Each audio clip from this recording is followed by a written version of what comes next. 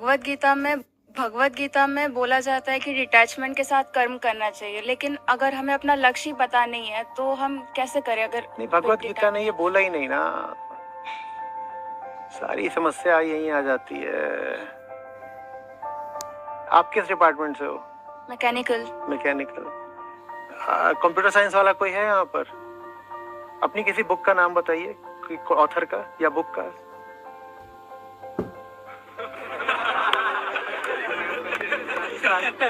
Sir Morris, हाँ, Morris Mano computer architecture. Morris Mano computer architecture. तो Morris Mano के बारे में कुछ बताइए, कहाँ गई आप, कहाँ थी? हाँ, मॉरिस मैनो में कंप्यूटर आर्किटेक्चर में जो लिखा है ना, वही जवाब है। यहाँ आप अवाक रह जाते हो क्योंकि आपने किताब पढ़ी नहीं है।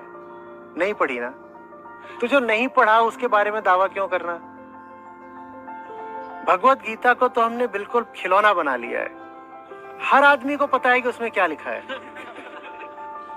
तो फिर यहाँ भी कंप्यूटर आर्किटेक्चर में भी पता होना चाहिए क्या लिखा है। पढ़ी तो दोनों ही किताबें नहीं है, तो बिना पढ़े जब गीता पता है तो बिना पढ़े कंप्यूटर आर्किटेक्चर भी पता है।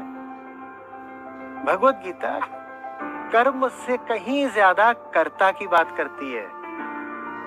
कर्ता की, कर्ता ठीक है अगर, तो कर्म अपने आप ठीक हो जाएगा।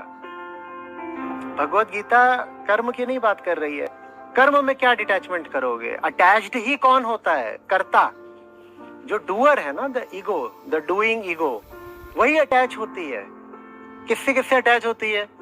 वो अपने ऑब्जेक्ट से भी अटैच होती है। उस ऑब्जेक्ट के साथ उसका जो रिश्ता है, उसका आगे क्या परिणाम आएगा, उससे क्या सुख मिलेगा, उससे भी अटैच होती है, द रिजल्ट ऑफ एक्शन से। तो डिटैचमेंट के साथ कर्म करो माने क्या? कोई भी कर्म करो।